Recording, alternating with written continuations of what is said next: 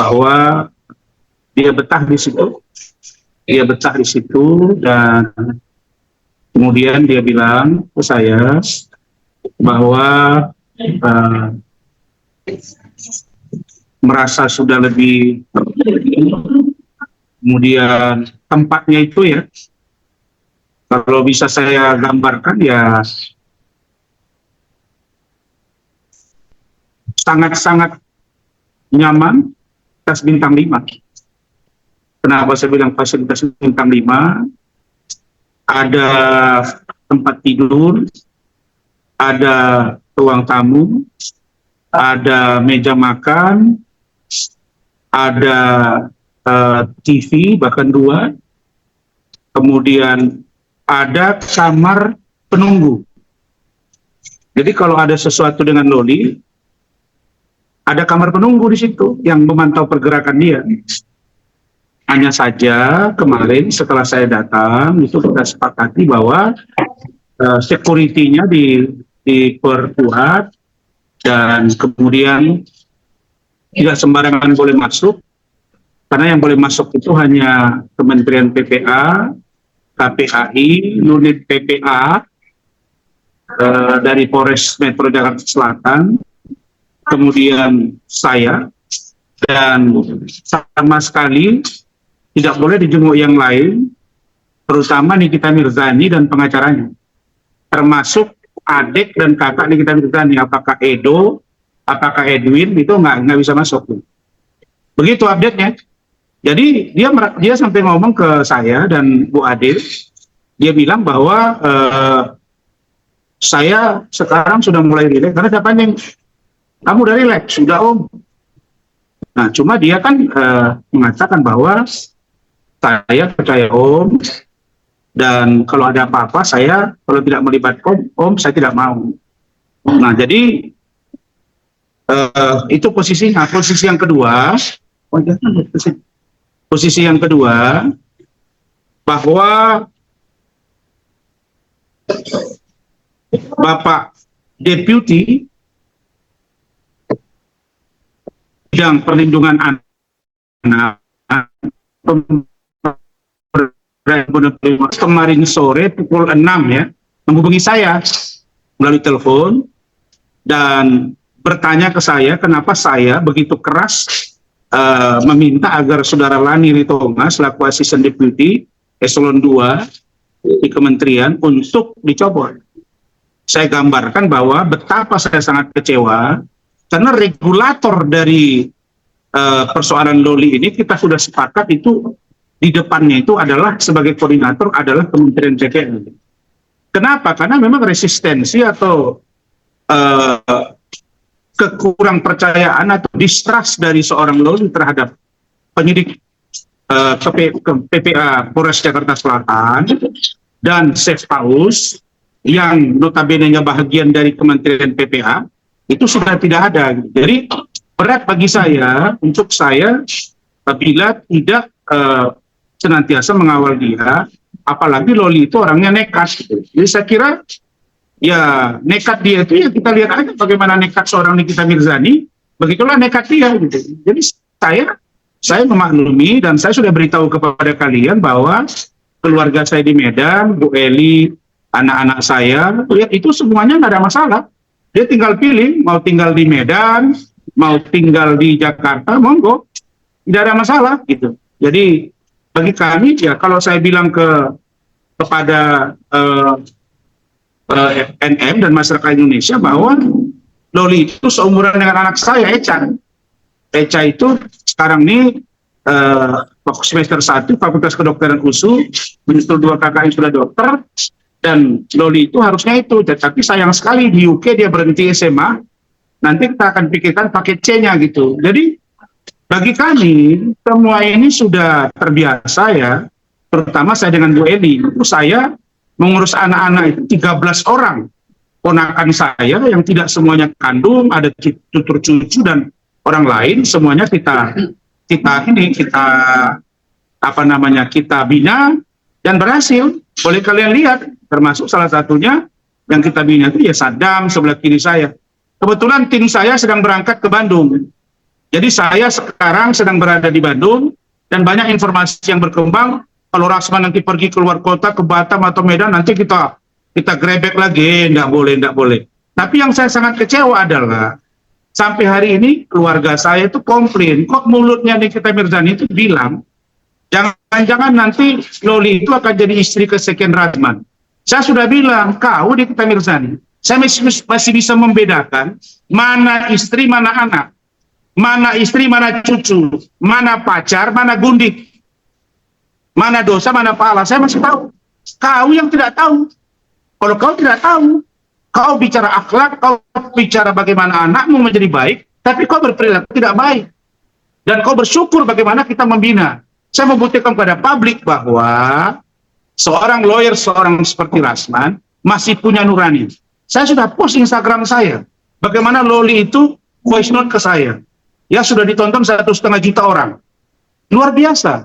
Bagaimana saya video call. Bagaimana security Hotel Horizon sudah diwawancara. Mereka bilang, memang dia datang, Pak Rasman jemput dengan keluarganya. Lah Farhad Abbas si mulutnya itu nggak dijaga. Lah, terus saya kalau sendiri nggak bawa keluarga jemput Loli, nanti dibilang ada apa. Makanya Farhad itu nggak ngerti, orang dia nggak ada istri.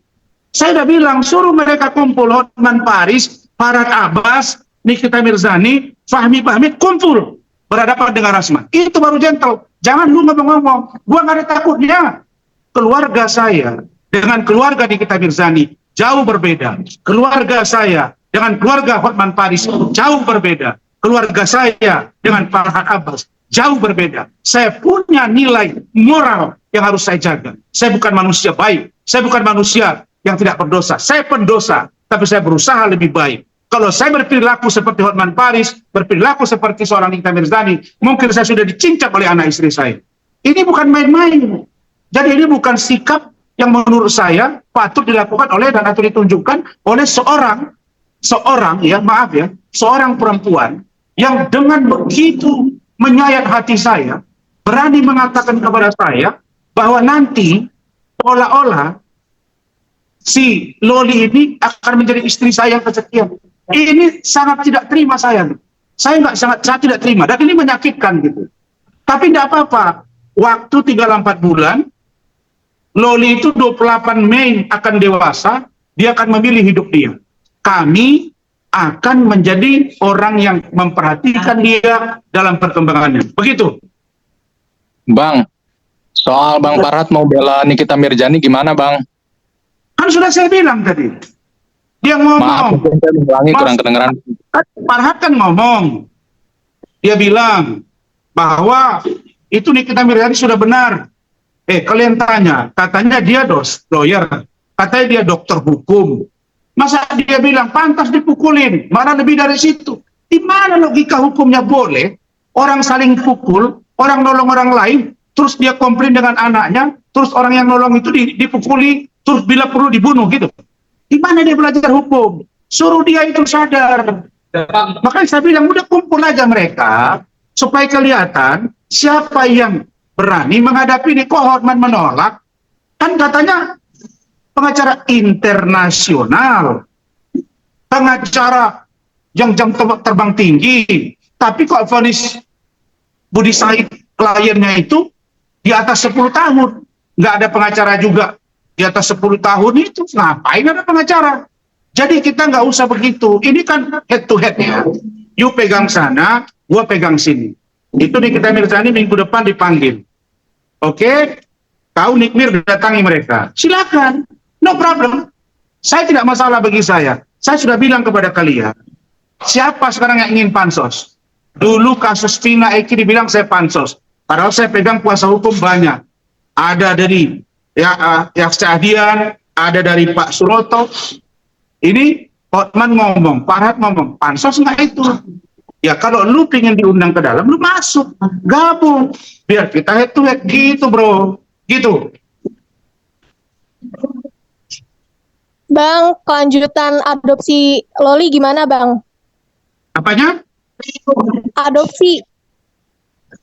Barang bukti. Kelanjutan adopsi Bang. Aborsi. Masalah Adopsi Bang. masalah aborsi Loli saya sudah diberikan bahan ya oleh Kementerian PPA, terus saya akan bersurat ke Ombudsman, saya akan mendatangi Kementerian Sosial. Nanti kami akan berdiskusi dan kita sedang menyiapkan draft permohonan ke Pengadilan Agama agar Loli ini bisa diadopsi minimal sampai dia dewasa. Jadi itu nggak masalah, nggak kendala bagi kami itu. Kita nggak ada masalah di situ. Kita pada intinya tidak pernah merasa bahwa Loli itu jadi beban. Nggak ada.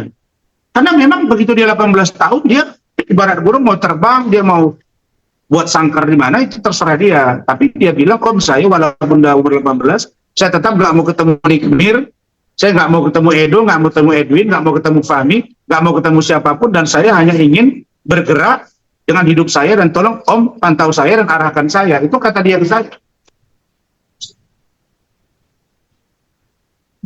Begitu. Artinya misalkan jadi diadopsi cuma sampai dia ulang tahun ini aja ya Bang ya, sampai 4 bulan ke depan gitu. Ya begini, adopsi ini kan kita kan menerima seorang anak, kalau anak itu misalnya tidak ada yang memperhatikan dia. Nah saya kan berhitung juga gitu. 4 bulan ini menurut saya tidak waktu yang lama. Dan ingat ya, Loli ini punya kemampuan, bahasa Inggrisnya bagus. Kemudian dia, ya saya lihat dia seperti influencer, dia entrepreneur, dia punya kemampuan untuk bermain di media sosial, endorse dia banyak. Dia bisa cari makan sendiri. Kan dia bilang, om saya 2 tahun, sekarang nggak pernah dibiayai Nikmir gitu. Saya di UK itu cari makan sendiri om. Semua dia cerita, makanya saya bilang, saya nggak mau ngomong nih, makanya saya minta oknum ibu dari artis itu. Kan kamu tahu bagaimana dia dulu pacaran dengan Loli. Udah, sebaiknya beritahu saja ke NN. Saya udah bilang, nggak usah serang-serang saya. Kemarin bilang sudah ikhlas ke saya. Ya, lalu kemudian besoknya bilang hujat saya, katanya sayang dengan Loli, dia buat story I love you Loli, terbuka pintu kapan saja untuk anakku. Loli datang 5 kali ditolak, kemudian dia bilang sayang, lalu kemudian besoknya asuransi diputus. Sayangnya di mana? Masa hari ini tempe, besok belum nyampe setengah malam sudah ganti dengan tahu. Saya orangnya yang nggak percaya dengan Nikbit. Kemudian kemarin tuh ada nampaknya dia bilang sama pengacaranya, ada biram-biram. Mana dia yang biram? Besoknya dia live kok. Tiba-tiba tadi ada video udah biram-biram. Sakit kepala. Fahmi, kau tuh pengacara, kau ngerti hukum. Kau nggak punya wibawa di depan kita. Ya, kau mesti paham itu. Aku udah lihat CCTV semua. Kau ikut berbohong, ku kejar kau Fahmi. Kau ingat kata-kataku. Kau kan belum pernah kena sama aku kan? Begitu kau ikut berbohong, kau kejar. Aku nggak ada urusan di sini, aku nggak ada urusan. Aku udah bilang, aku udah 3 tahun. Yang viral-viral ini 3 tahun, Rasman udah 3 tahun. 3 tahun. Ya, nggak ada orang viral 3 tahun. Saya hanya bersyukur pada Allah, mudah-mudahan Allah menjaga lisan saya, hati saya tidak pernah sombong dan congkak. Itu yang saya minta dari Allah. Saya selamat dari semua fitnah keji dan mara bahaya. Mudah-mudahan Allah menolong saya. Itu yang saya lakukan. Kalian lihat di depan-depan saya nih. Ini ada ustaz. Ya, beragam nih. Ada bandit juga. Ada juga pengacara. Ada tengku. Nah ini. Ini Siddiq, seorang lawyer. Ini Saddam. Mereka ini pada rame-rame datang ke Bandung. Karena ada acara, makanya saya datang ke Bandung. Jangan kalian pikir saya di Medan, nggak ada, saya nggak di Medan. Karena kalau saya jauh-jauh, Loli nanti didatangi lagi. Begitu. Bang. Ya. Kalau untuk biaya hidup Loli nantinya seperti apa, Bang? Dan selama di Rumah Sakit Polri gimana, Bang? Kalian itu nggak tahu. Dulu saya waktu anggota DPRD di Mandailing Natal, gaji saya itu hanya sekian juta rupiah dengan Bu Eli. Orang bisa di rumah saya itu 5 rumah tangga. 5 rumah tangga. Biasa. Ada namanya Ibu Saini. Nah, ini Ibu Saini ini cinta mati kali sama lakinya ini. Ini kemana-mana, ya, di rumah saya. Anaknya sekarang sudah menikah, masuk honor, saya masukin. Nggak ada apa-apa, udah biasa. Satu loli, nggak akan membebankan. Saya bilang ya, nggak usah ditunggu di 18 tahun. Sekarang aja dibiarkan cari makan, hidup dia. Dia punya kompetensi yang luar biasa. Anak ini punya potensi dan kemauan yang luar biasa. Dan orangnya berani. Jadi, malam itu, tarik-tarikan itu, dia maki-maki itu. Apa kalian polisi? Tapi saya tidak menyerang polisi, karena Polri ini yang saya cintai. Kejaksaan saya cintai, kehakiman saya cintai. Saya mencintai penegakan hukum di KPK dan lain sebagainya. Tapi, kalau oknum nggak beres, ya udah, saya akan gas, gitu. Apalah Rasman, saya kan bukan siapa-siapa. Kan dibilang saya baju saya KW, mobil saya KW. Kan semua dibilang. Mereka yang paling kaya, nggak apa-apa. Saya bukan orang kaya, saya nggak pernah bilang saya orang kaya. Saya orang yang merasa cukup dengan apa yang saya punya. Tapi kalau untuk belanja, insya Allah kami masih sanggup untuk membiayai. Satu orang kan, saya punya karyawan aja di kebun dan lain sebagainya, masih sanggup saya. Saya insya Allah masih bisa. Jadi kalaupun dibilang dia anak orang kaya, kata Nikita Mirzani, kita lihat bajunya, kasihan kita. Ya, saya lihat kok, udahlah itu. Nikita, kau bilang kau sayang sama dia, tapi 5 bulan kau nggak lihat. Terus sayangnya di mana? Kau bilang bahwa udah berkomunikasi dengan Loli, bahwa Loli menyesal berkenalan dengan Fadel dan keluarga Bajide. Pada faktanya kau nggak pernah ketemu. Terus sayangmu di mana? Fahmi selalu ngomong di media, sudah, saksi sudah diperiksa, sudah, dia di rumah aman, sudah baik, sudah bertemu. Faktanya kau pun nggak pernah dampingi dia. Makanya si pengacara satunya pun saya kejar juga lama-lama ini. Iya. Ya, begitu.